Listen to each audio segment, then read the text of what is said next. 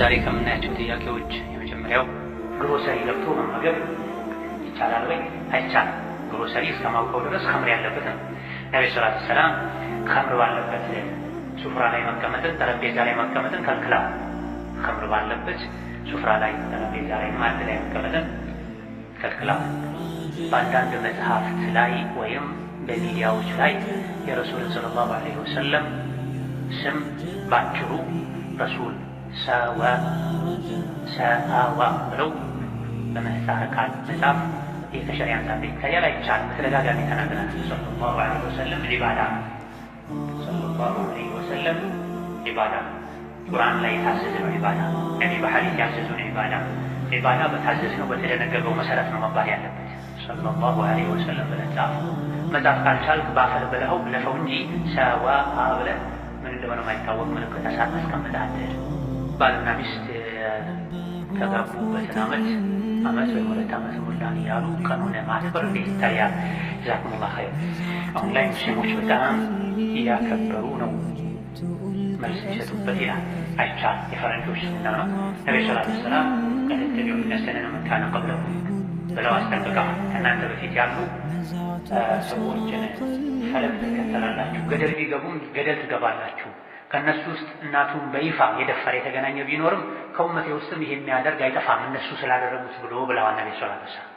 በዲናችን በዓል በሸሪዓ የተገደበ ነው። አላህና መልእክተኛው እውቅና የሰጡትን በዓል እናከብራለን። አላህና መልእክተኛው ያልደነገጉትን እውቅና ያልሰጡትን በዓል ደግሞ አናከብርም። የዚህ ደሊሉ ነቢይ መዲና በሄዱ ጊዜ የመዲና ሰዎች 2 የሚጫወቱባቸው የሚያከብሯቸው ቀኖች ነበሯቸው። ከዛ ነብዩ ሰለላሁ ዐለይሂ ወሰለም እነዚህን ተዋቸው፣ አላህ ከነሱ የተሻለን ቀን ቀይሮላችኋል፣ ዒደል አድሓና ዒደል ፊጥር ቀይሮላችኋል፣ እነዚህን ቀጥሉባቸው፣ ሌላ እኔ እነዚህ ተደርቻቸዋለሁ እንኳን አለ። ስለዚህ ዒድ በዓል እንደ እስላም የተገደበ አላህና መልእክተኛው የፈቀዱልንን በዓል እናከብራለን፣ ከዛ ውጭ ያለውን እንተዋለን። የወንድሜን ልጅ ባገባት እንዴት ይታያል? አላህ እንስና የለም። ምናልባት አዲስ ሰለምቴ ሰው እኮ የሚጠይቀው አይቻልም። ሸሪዓ ሐራም ነው። በሸሪዓም ማለት ነው። በክርስትናም ሐራም ነው። በክርስትና ብቻ ማለት ነው። በኢትዮጵያ ሕገ መንግስትም ክልክል ማቻል። እዚህ ይሄን የጠየቀ ሰው ከውጭ መጥቶ ከሆነ ሸሃዳ መጀመሪያ፣ እዚህ ከሆነ ግን እንዴት እስካሁን ይሄን አታውቅም? አይቻልም። ሐራም ነው። በሁሉም ዑለሞች ስምምነት በቁርአን ተከልክሏል። ወንድ ልጅ የሴቶች አልባሳት መሸጥ ማለትም የካፍር ሴቶች አልባሳትን እንዴት ይታያል? አብዛኛው የሚጠቀሙት ካፍሮች ከሆኑ ወይም ካፍሮች የሚጠቀሙት አይነት ልብስ ከሆነ አይቻልም። ቢሆንም ሙስሊም ሴቶች ከውስጥ የሚለብሱት ላይ ጅልባብ አባያ የሚደረጉበት ከሆነ ችግር የለም። ይሄ ላይ አሁን አብዛኛው ሰው ሲዘናጋ ነው የምናየው። ብዙ ሰዎች የሚሰሩት ስራ በሸሪዓ ሚዛን ትክክል አለ። ካፍሮች ተገላልጠው ተወጣጥረው ለብሰውት የሚሄዱትን ልብስ አህመድ፣ መሐመድ፣ ፋጢማ፣ ሐፍሳ ይሸጣሉ። በመሰረቱ እንዲህ አይነቱን ነገር መራቅ ነው የሚገባው። የግድ ከሆነም ጋልቡ ለማን ነው? ይሄን ልብስ በብዛት የሚለብሱት እነማን ናቸው? ከሒጃብ ስር የሚለበስ ነው ሽት አቀሉ ብዙ ሕክም አይኖርም፣ ተጽዕኖ አይኖርም። በብዛት የሚወዱት ግን የሚለብሱ ሸሪዓን በተጻረረ መልኩ ነው። ይሄን አታድርግ። በከዛልክ ፀጉር ቤት ከፍተው የሚሰሩ ሰዎች አሉ። ጺሙን የሚላጭም ሲመጣ ይላጫሉ። እንደፈለገ 3፣ 4፣ 5 ቦታ አበላልጦ የሚቆርጥ ሲመጣ ይቆርጣሉ። አይቻልም። ቴሌቪዥን ቤት የሚሰሩ፣ ሞባይል ቤት የሚሰሩ፣ ኮምፒውተር ቤት የሚሰሩ ለወንጀል መታገዣ የሆነ ዕቃን ለሽያጭ የሚያቀርቡ ሰዎች የሥራቸውን ሁኔታ ገምገሙት፣ ፈትሹት። ነስአሉላህ አን ዩግኒየና ቢሐላሊሂ ዐን ሐራሚሂ። ሰርቶ ገንዘብ ማግኘት ብቻ ሳይሆን ገንዘብ ማገኝበት መንገድ ምን አይነት መንገድ ነው መባል አለበት። አኺር ዘመን ላይ ለአላህ ብለው የሚወዱት እና ምንም ሳይሰቡ ወደ ኪስ የሚያስገቡት ገንዘብ ነው በጣም ውድ ተብሏል። ለአላህ ብለው የሚወዱት እሱም ለአላህ ብለው የሚወድ ነፃ ሆነህ የምትቀርበው ነፃ ሆኖ የሚቀርበህ አማና የሚጠብቅ ሰው ማግኘትና ምንም ሳትሰጋ ሳትፈራ ወደ ኪስ የምታስገባው ብር ማግኘት ነው በጣም ከባድ ነው። በትክክል ባለበት ጊዜ በጣም ከባድ እነዚህ 2 ነገሮች ናቸው። ተሕየተል መስጂድ አንዳንድ ጊዜ ደርስ ከተጀመረ በኋላ ስንደርስ መስገድ አለብን ወይ መስገድ ትተን ደርሱን መከታተል አጠር ተደርጎ መሰገድ አለበት። ጁማ ኹጥባም ሲደረግ አንድ ሰው ሊገባ ተሕየተል መስጂድ መስገድ አለበት።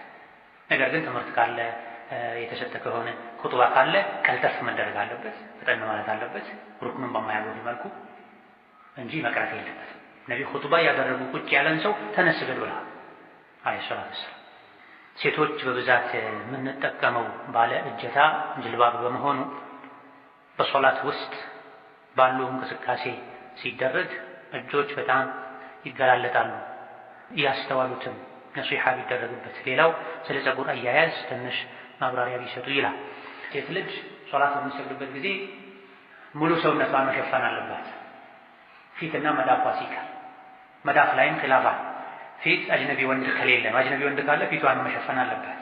አማ እጅ ከታችኛው አንጓ ከሳት ማሰሪያ አልፎ የተገለጠ እንደሆነ መገለጡን ያወቀች ከሆነ ተገልጦ ዝም ብላ የሰገደችው ሶላት ይባላሻል።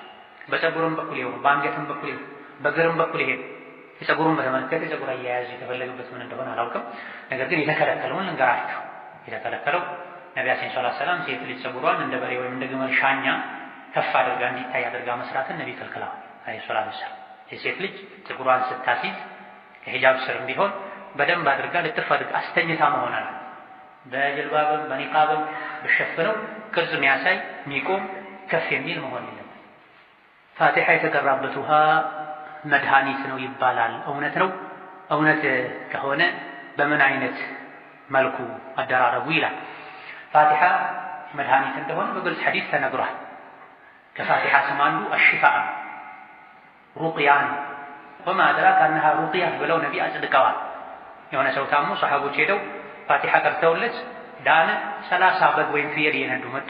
ነቢ ሲነግሯቸው በምን አወቅህ ፋቲሓ መድኃኒት እንደሆነች አሉ። አጸደቁ ማለት ነው። ሌላም የእብደት በሽታ የነበረበትም ሰው እንደዚሁ ፋቲሓን ቀርቶ በሰሓቦች ዘመን አድኗል። ቁርአን አድኖለታል። ስለዚህ ፋቲሓ አዎ ያድናል። በውሃ መቅራት ይቻላል ወይ? አዎ ይቻላል። ኢማም አሕመድ ልጃቸው ሷሊሕ ሲታመም ይሄን ያደርጉ ነበር። ሌላም ሰው ሲታመም እሳቸው መስጂድ ቁጭ ባሉበት ከደረሳዎቻቸው መላሉ እንዳስተላለፈው ሰዎቹ ውሃ አምጥተው ይቀሩላቸው ተፍተፍ ይሉላቸው ነበር ተብሏል። ራሳቸውም የቀሩ ተፍ ያሉ ይጠጡ ነበር። ልጃቸው ሷሊሕ እንዲጠጣ እንዲጠቀም ያዙ ነበር። ከዛም በፊት ከታቢዒዎችም አቡሁ ሙጃሂድ አው ገይሩሁ ይሄን መጠቀም እንደሚቻል ተናግረዋል። ስለዚህ ፋቲሓን መቅራት ልብን ሰብሰብ አድርጎ እርግጠኛ ሆኖ ያድነኛል ቁርአን ብሎ ፋቲሓን መቅራት ከቀሩ በኋላ ትፍ ማለት እንደሚቻል ከሰሓቦች ከታቢዒዎች ከሌሎችም ተነግረዋል። የተወሰኑ ታቢዒዎች የከለከሉበት ሁኔታ አለ። ነገር ግን ራጅሑ ቀርቶ ትፍ ማለት ይቻላል። ስለዚህ መቅራት ተፍ ማለት ከዛ በኋላ መጠጣት መታጠብ ወላሁ ተዓላ ወለዱ ዚና ላ የድኹሉ ጀና የሚባል ነገር ሰምቼ ነበረ። ሶሒህ ነው ሐዲሱ? እንደዚያ ነው። ይሄን ሐዲስ ሻልክ በአረብኛው በትክክል መግለጽ ካልሆነ ሐሳቡን መግለጽ ነው። ወለዱ ዚና ላ የድኹሉ ጀና የሚል ሐዲስ ለሕን ነው፣ ፋሒሽ የሆነ ለሕን ነው። ቁርአን ላይ ጥንቃቄ እንደምናደርገው ሁሉ የነቢ ሐዲስም ላይ ጥንቃቄ ማድረግ አለ። ሐሳቡን ሐዲሱን በአረብኛው መግለጽ ከቻለን ደግ፣ ካልሆነሳ ሐሳቡን ነው መግለጽ። ላ የድኹሉ ጀነተ መናኑን ወላ ዓቁን ወላ ወለዱ ዚነን የሚል ሐዲስ ተነግሯል። ኢማም አሕመድ ዘግበውታል። ከሶስት ሰሓቦች ተነግሯል። ነገር ግን የትኛውም ሶሒህ አይደለም። ከሶስቱም ሰሓቦች የተነገረው ሶሒህ አይደለም። የተወሰኑ የሐዲስ ሊቃውንት ሶሒህ ነው ደዒፍ ነው ያሉበት አለ። አንዱ እንኳ የሐዲስ ልክ አንዴ ሶሒህ አንዴ ደዒፍ ያለበት ሁኔታ አለ። ስለዚህ ሐዲሱ ሙጠሪብ ነው፣ ሶሒህ አይደለም፣ ደዒፍ ነው። ሶሒህ ነው ያሉ እንኳ ሌላ ተፍሲር ሰጥተውታል። የዝሙት ልጅ የዚና ልጅ ጀነት አይገባም ነው የሚለው የሚመስለው ሐዲሱ። ይሄ ሐዲስም አይደለም፣ ኺላፍ አለበት። አይደለም ነው ትክክለኛ የነቢ ሐዲስ አይደለም ነው እንኳ ያሉ የዚና ልጅ ጀነት አይገባም ማለት በዛው በወላጆቹ መንገድ ከቀጠለ ማለት ነው ብለው ፈስረዋል። አብዛኛውን ጊዜም ይሄ ነው የሚሆን። የዝሙተኛ ልጅ ብዙ ጊዜ ዝሙተኛ ነው። በተለይ ዝሙት ስራው ሆኖ የሚጓዝ ሆኖ የተወለደ አኑጥፈቱል ኸቢተ ላ የንቡቱ ሚንሃ ኢላ ነፍሱን ኸቢስ ተብሎ ቆሻሻ የሆነ የዘር ፈሳሽ ከሱ የሚፈጠረው ቆሻሻ ተክል ነው። ጀነት ደግሞ ንጹህ ሰው እንጂ አይገባም ተብሎ ስለዚህ የዝሙት ልጅ ጀነት አይገባም የአባት እናቱን መንገድ ከተከተለ ብዙ ጊዜም ይከተላል። ነስአሉላህ ሰላም ወልዓፊያ። ሕፃን ሆኖ ከሞተ ጀነት ላይ ከወላጆቹ ጋር የመኖርን ማዕረግ አያገኝም። ምክንያቱም ሕፃናት ጀነት ይገባሉ ሕፃን ሆኖ ከሞቱ በራሳቸው ስራ ሳይሆን ጀነት የሚገቡት በወላጆቻቸው ስራ ከነሱ ጋር አብሮ በመሆን የጀነቱን ማዕረግ የሚያገኙት። እሱ ግን የዝሙት ልጅ ነው፣ ህጋዊ ወላጅ የለውም፣ ጀነት መግባትን አይታደልም ማለት ነው። ሌሎች ደግሞ ወለዱ ዚና የሚለው ለዝሙተኛው ለራሱ ወስፍ ነዋል። የዱንያ ልጅ እንደሚባለው ዱንያ በጣም የሚወድቀው የዱንያ ልጅ እንደሚባለው የዝሙት ልጅ ማለት ሁሌ ዝሙት የሚሰራ ዝሙት መታወቂያው የሆነ የዝሙት ልጅ ማለት ዝሙተኛ ማለት ነው። ዝሙተኛ ጀነት አይገባም ማለት ነው። አኩል ሐል ሐዲሱ ሰሂህ ነው ያሉ በዚህ መልኩ ሐዲሱ ይፈሰራል። ሐዲሱ ትክክል አይደለም ከተባለ ይሁን አያስፈልግም እና አልባኒ ሰሂህ ያሉበት ሁኔታ አለ። እርስ በርስ ተናክሮ ሰሂህ ነው ከተባለ ዝሙተኛ ጀነት አይገባም የዝሙት ልጅ ጀነት አይገባም ሳይሆን የምንለው አሁን ባልናቸው በሶስት ተፍሲሮች ባንዱ ነው የሚፈሰረው እንጂማ የዝሙት ልጅ ምን አድርጎ ነው ራሱ ዝሙተኛ ጀነት አይገባም ይባል? ወላ ተጅሩ ዋጅረቱን ወዝራ ኡኽራ እሱ ባልሰራው ወንጀል አይጠየቅም። ነገር ግን ብዙ ጊዜ አሁን ያልናቸው አይነት ባህሪዎች ውስጥ ከገባ የአባቱን መንገድ ከተከተለ ለምን ይዛለች ጀነት አይገባም። አሊያ ደግሞ በህፃንነት ከሞተ በምን አግባብ ጀነት ይገባል? ህፃናት ጀነት የሚገቡት ለወላጆቻቸው ክብር ሲባል ከወላጆቻቸው ጋር አብረው ለመኖር ነው ኢላ ገይሪ ዛሊክ ተብሏል። አላህ ተዓላ አላህ ይጠብቀን። አወል ሶፍ ላይ ቦታ መያዝ እንዴት ይታያል? በተደጋጋሚ መልስ ተሰጥቶበታል። እዚሁ መስጂድ ውስጥ ያለ ሰው ከሆነ አወል ሶፍ ቦታ ቢይዝ ችግር የለም። መስጂድ ውስጥ ያለ ሰው ኻድም ከሆነ እዚህ ቦታ ስላልተመቸው አንድ ከተቀመጠ ችግር የለም። መስጂድ ውስጥ የሌለ ሰው ግን ሶፍ ይዞ መሄድ አይቻልም። ዑድር ያላት ሴት ቁርአን በስልክ መቅራት ትችላለች ወይ? አዎ ራጂሑ ትችላለች። ራጂሑና ትክክለኛው በኢማሙ ማሊክ በተወሰኑ በሻፊዒያ ፉቅሃዎችም በሐንበሊያ ፉቅሃዎች መሳየት መሰረት የወር አበባ ደም ላይ የወሊድ ደም ላይ ያሉ ሴቶች ቀጥታ ቁርአኑን ሳይነኩ ሰው እየገለጠላቸው አሊያ ደግሞ በስልክ ይዘው መቅራት ይችላሉ። ችግር የለም። በሶላቴ ውስጥ ኹሹዕ እንዲኖረኝ የሸይጣን ወስወስ ለመከልከል ኢማሙ ድምፅ ከፍ አድርጎ በሚቀራበት ሰዓት አብሬ ድምፄ ዝቅ አድርጌ በቀራ እንዴት ይታያል? አይቻልም። በግልጽ ሐዲስ ተከልክሏል። ነብዩ ሰለላሁ ዐለይሂ ወሰለም ኢማም ሲቀራ አትቅሩ፣ ኢማሙ እኮ ይቅራ የተባለው እናንተ እንድትሰሙ ነው ተብሏል። فكذلك فإذا قرئ القرآن فاستمعوا له وأنصتوا ቁርአን ሲቀራ አድምጡት ዝም በሉ ይላል። ማድመጥ ብቻ ማለት ዝም በሉ። ይሄ ኢማም አህመድ በሁሉም ዑለሞች ስምምነት የወረደው ሶላት ውስጥ ለሚቀራ ቁርአን ነው ማለት። ኢማሙ ሲቀራ ማሙም ዝም ብሎ ማድመጥ አለበት። ኹሹዕን ለማግኘት ሌሎች ኹሹዕ የሚያመጡ ነገሮችን ሱናውን አውቀን ጠይቀን መተግበር አለብን እንጂ ራሳችን ፈጥረን ይሄ ኹሹዕ ያመጣልናል ልንል አይገባም። ሰዎች የሚያውቋቸው ሱራዎች ኢማሙ ሲቀራ ሰዎች ከዙሪያ ሲንጫጩ ትሰማለህ። አደብ አይደለም። መታወቀውም ይሁን ማታወቀውም ይሁን የኢማሙ እስከተሰማ ድረስ ማሙም ዝም ብሎ ማድመጥ ነው ያለበት። በጣም ሩቅ ሆኖ የኢማሙ ማይሰማ ከሆነ ድምፅ ማጉያ ማይደርስበት ርቀት ላይ ካለ ወይም መብራት ከጠፋ ማሙም የራሱን መቅራት ይችላል። የኢማሙ ግን ከተሰማ ኢማም ይቅራ የተባለው እኮ አንተ ልታደምጥ ነው። ሸሪዓ ምክንያት የሌለውን ነገር አያዝም። ወይም ዝም በል ወይም እሱም ዝም ይበል እንጂ አንተም ትቀራለህ እሱም ትቀራለህ። ለምን ታደክማለህ? አባቶች አያቶች ዱዓ ሲያደርጉ እጅን አንስቶ አሚን ማለት ይቻላል ወይ? አዎ ይቻላል። ከዱዓ አደብ አንዱ እጅ አንስቶ አሚን ማለት ነው። ሲጨርሱ እጃቸውን መሳም ይቻላል ወይ? አይቻልም። ይሄ ቢድዓ ነው። ዱዓ ተደርጎ ሲጨርስ እጅ መሳም ቢድዓ ነው። ነቢዩ ሰሃቦች አላደረጉትም። እጅ ሳሙ አልተባለም። ትንሽ ኺላፍ ያለበት ዱዓ የሚያደርገው ሰው ራሱ እጁን አንስቶ መጨረሻ ላይ ዱዓ ባደረገበት እጁ ፊቱን ያብስ አያብስ የሚል ኺላፍ ነው ያለው። ፊት አብሱ የሚሉ ሐዲሶች ضعيف ናቸው ነው አብዛኞቹ የሚሉት። እና ኢብኑ ሐጀር ሌሎችም ሐሰን ነው ወደ ሰሒህነት የተጠጋ ነው ብለዋል። ይህንም ተከተለው አንዳንዴ ማበስ አንዳንዴ መተው ይቻላል። አማ ዱዓ ያደረገን ሰው ተነስቶ ጎንበስ ብሎ አሚን ማለት ሲጨርስ ሄዶ እጁን ጉልበቱን መሳም ይሄ ቢድዓ ነው። ዲን ላይ አዲስ ነገር መጨመር ነው። ነቢዩ ሰሓቦች ያልሰሩትን ነገር በሙሉ አህለ ሱና ወጀማዓ ቢድዓ ይላል። የሰዎች መልካም ቢመስላቸውም ማለት ነው። አህለል ኪታብ ኢትዮጵያን ይመለከታል ወይ? የእነሱን ስጋ መብላት ይቻላል ወይ ይላል።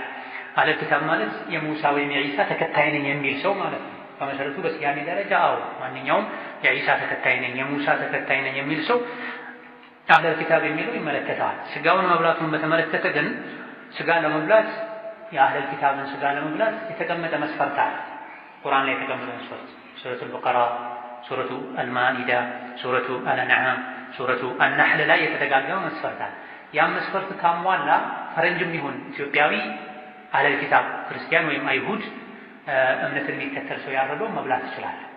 ይሄ መስፈርት ካላሟላ የግብፅም ይሁን የእስራኤል ወይም ደግሞ የቫቲካን ክርስቲያንም ይሁን አይሁዲ ያረደውን መብላታቸው መስፈርቱ ምንድነው? ኢነማ ሐረመ ዐለይኩም አልመይተተ ወደመ ወለሕመ አልኺንዚሪ ወማ ኡሂለ ቢሂ ሊገይሪላህ ይላል።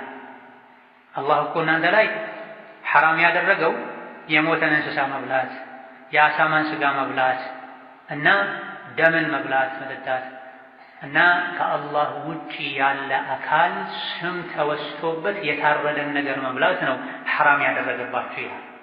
ስለዚህ አንድ እንስሳ ሲታረድ ከአላህ ውጭ ያለ አካል ስም ከተወሳበት አራጁ ማንም ይሁን ማን መብላት አይቻልም። ይሄ የክርስቲያንን የአይሁድን ስጋ ለመብላት የተቀመጠ መስፈርት ነው። ከአላህ ውጭ ያለን አካል ስም እስካልጠሩ ድረስ መብላት አይቻልም። ቁርአኑ እንደዚህ ይላል ወይ ካልክ አንዱ አንቀጽ ብቻውን አይልም። ግን ቁርአን አንዱን ከሌላኛው ጋር ጣምረን ነው የምንረዳው። ሱረቱል ማኢዳ ቁጥር 6 ላይ አልየውመ ኡሒለ ለኩም አጠይባት ወጡዓሙ ለዚነ ኡቱል ኪታበ ሚን ቀብሊኩም ተብሏል። ዛሬ ከእናንተ በፊት መጽሐፍ የተሰጡ የአይሁድ የነሳራ እርድ ተፈቀደ ለእናንተ ይላል። ይሄ አንድ አንቀጽ ነው። ይሄን አንቀጽ ብቻውን አይደለም የምትረዳው። ሌላኛው አንቀጽ ላይ ቅድም በዘረዘርኳቸው ሱራዎች ላይ ያለው አንቀጽ ላይ አላህ ሐራም አደረገ እናንተ ላይ ከእንስሳት ከርድ ምንን ከአላህ ውጭ ላለ አካል የታረደን ሳይታረግ የሞተን አሳማን ደምን ሐራም አደረገባችሁ። ሁለቱም የአላህ ቃሎች ናቸው። ምን ታደርጋቸዋል? ታስታርቃቸዋል። የአህለል ኪታብ ተፈቅዷል። መቼ? በዚህ አንቀጽ የተቀመጠው መስፈርት እስካሟላ ድረስ ከአላህ ውጭ ያለን አካል ስም እስካልጠራ ድረስ። አይጠሩም ወይ? አዎ አይጠሩም። ኢብኑ ከሲር ተፍሲር ሱረቱል ማኢዳ ላይ እንደጠቀሱት ካሉ ካፊሮች ሁሉ አላህ ለይቶ የአይሁድና የክርስቲያንን ስጋ መብላት የፈቀደው በእነሱ እምነት መሰረት እርድ ላይ ከአላህ በስተቀር የማንም ስም ስለማይጠራ ነው። ትክክለኛ የጥንት ክርስቲያኖች ሲያርዱ ከአላህ ውጭ የማንንም ስም አያወሱም ነበር። ለዚህ ነበር የተፈቀደው።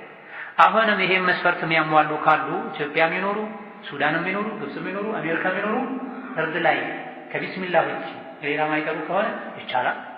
ሶስት ተከታትለው የሚጠሩ ከሆነ አይቻልም። ራጅሑ ይሄ ነው። ወላሂ ተዓላ በማንኛውም ሶላት ላይ አይንን ጨፍኖ መስገድ ለኹሹዕ ይቻላል። አለመክደኑ የተሻለ የነቢ ሰለላሁ ዐለይሂ ወሰለም አሰጋገድ የሚያብራሩ ሐዲሶች አይናቸውን ገልጠው ያዩ እንደነበረ ነው የሚያሳዩት። ስለዚህ በመሰረቱ ሲሰግዱ አይንን የስጁድ ቦታ ላይ ማድረግ ነው። አይንን መክደኑ መጨፈኑ ለኹሹዕ ይረዳል ከተባለ ሱና ነው ተብሎ ሳይሆን የሚደረገው ለምክንያት ነው። እኔ አይንን ጨፈን ሳደርግ ልቤ ይሰበሰባል ከተባለ ቢደረግ ችግር የለውም። ከማ ዘከረ ዛሊከ ኢብኑል ቀይም ወገይሩሁ። ጅን የያዘውን ሰው በአይኔ ብቻ በማየት አስለቃለሁ የሚሉ ሰዎች እንዴት ይታያሉ? ዘመዳማሞች ስለሆኑ ሊያደርጉት ይችላሉ። ዘመዳማሞች ስለሆኑ ሊያደርጉት ይችላሉ። ማንስና ሐጅ ነቢ ሴቶችን ጭምር ይላል። ሐጅ ነቢ ሴቶችን ጭምር ይላል። የለም ይሄን ማድረግ የሚችል ማንም የለም። ዘመዱ ከሆነ ፈርቶት ወይም ደግሞ በሌላ በኩል ተገናኝተው የሚቀባበሉት ነገር ስላለ ድራማ ሊሰሩ ይችላሉ። ሴት ልጅ ለሩቃ ብላ ፊቷን መግለጥ አትችልም። አይኗን ለእንደዚህ አይነት ጠንቋይ የጅኒ ዘመድ ፊቷን ገልጣ ማሳየት የለባትም፣ አይቻልም። ሩቃ ከመነካካት ጋር ከመታየት ጋር ግንኙነት የለው። የደም ስር መያዝ አለበት ለሐኪም ተፈቅዶ የለም ይሏል። የሸይጣን ሕክምና የወሰዱ ናቸው እነዚህ። የጤና ባለሙያ የደም ስር መንካት መያዝ ያለበት የእሱ ስጋዊ ህመም ስለሆነ የልብ ምትን የደም ዝውውርን ለማወቅ አሁን መንካት ተፈቅዶለታል። ይህ ቀደም ተጀምሮ ፉቃሃዎች የዳሰሱት ጉዳይ ነው። ሴት ልጅ ሴት ሐኪም ካጣች ወንድ ሐኪም ሊያክማት ይችላል። መንካት ማየት የሚያስፈልገውን ያክል ያለ ሻህዋ ያለ ኸልዋ ወንድ ሴትም ቢያል ወከዛሊክ ወንድ የሚያክመው ወንድ ቢያጣ ሴት ብታክመው መንካት ያለበት ለሰውነት በተነጣ ብታይ የቀድር الحاجة ችግር የለውም ተብሎ ስለዚህ የጤና ባለሙያዎች የደዌ ስጋ ችግር አካሚዎች መንካት ካለባቸው ይነካሉ። ሳይነካ መመርመር ቢቻል ከሆነ መንካት አይፈቀድልም። የሩቃው ግን ከመያዝ ጋር ግንኙነት የለው። ከመያዝ ጋር ከማየት ጋር ግንኙነት የለው። በቁርአኑ ኃይል ነው ማስለቀቅ ያለብህ እንጂ ማንተ ፍልስፍና አይደለም። በበድር ጦርነት ላይ የተሳተፉት በሙሉ ያለፈውንና የወደፊቱን ወንጀል ተምረዋል የሚባለው እንዴት ነው? ከነቢዩ ውጪ ይሄን እድል ያገኘ አለ ወይ? ይህ ከትናንት ድረስ የተያዘ ነው የለም። ያለፈውንም የሚመጣውንም ተምረዋል የሚል ሐዲስም የለም። አላህ ተዓላ የበድር ተሳታፊዎች ያለፈውንም የሚመጣውንም አይደለም የሚለው ቡኻሪ ውስጥ ያለው ሐዲስ ቡኻሪና ሙስሊም ውስጥ ያለው ሐዲስ ኢዕመሉ ማ ሺእቱም ፈቀድ ገፈርቱ ለኩም ነው። የበድር ዘመቻ ላይ የተሳተፉ 300 ምናምን ሰዎችን የሻቸውን ብታደርጉ ምሬያቸዋለሁ ብሏል አላህ ይላል። ይህ ማለት ያለፈውን ምሬያቸዋለሁ ማለት አይደለም። ምን ማለት ነው ታዲያ? እነሱም እንደዚህ አልተረዱም ሰሐቦች። እኔ በድር ተሳትፌያለሁና ያለፈውንም ይመጣውንም አላህ ምሮኛልና እንደፈለኩ ሆናለሁ አላሉ። እንደውም ከማንም በላይ አላህን ይፈሩ ይጠነቀቁ የነበሩ ሰሃቦች መካከል በብዛት የሚገኙት የበድር ዘመቻ የተሳተፉት ናቸው። የሰው ልጅ እኮ ኢማኑ በሞላ ቁጥር ይበልጥ አላህን ይፈራል፣ ይጠነቀቃል፣ አይጨማለቅም። ነብዩ ሰለላሁ ዐለይሂ ወሰለም ትናንት ሐዲሱን ጠቅሰናል። እግራቸው እስኪያብጥ ድረስ ሲሰግዱ ሲያድሩ አይሻ ስታያቸው ያ ረሱላህ ለምን ነፍስን እንደዚህ ታሰቃያታለህ? አላህ ያለፈውን ወንጀል ምሮህ ሳለ ሲሏቸው ምንድን ነው ያሉት? አፈላ አኩኑ አብደን አላህን ይበልጥ ባወቁ ቁጥር ኢማን ልብ ውስጥ ቤት በሰራ ቁጥር በገዘፈ ቁጥር የሰው ልጅ ይበልጥ አላህን ይፈራል፣ ይበልጥ አላህን ይታዘዛል። አይወርድም ወደታች፣ ወንጀል ወደታች ነው ያወርደው። ስለዚህ የበድር ሱሐቦች ተመረናል ብለው እንደፈለጉ አይሆኑ ነው፣ ይበልጥ ጥንቁቆች ነበሩ። ታዲያ የፈለጋችሁትን አድርጉ ሁሉንም መራያችኋለሁ ማለት ነው። ምህረት የምታገኙበትን መልካም ስራ አገር አላችኋለሁ ማለት ነው ተብሎ ተፈስሯል። ምህረት የምታገኙበትን አንዳንዴ ጥፋት ብታጠፉ ከኔ የምትታረቁበትን በር ከፍትላችኋለሁ፣ መልካም ስራን አገር አላችኋለሁ ማለት ነው እየተፈለገ ዋሉ።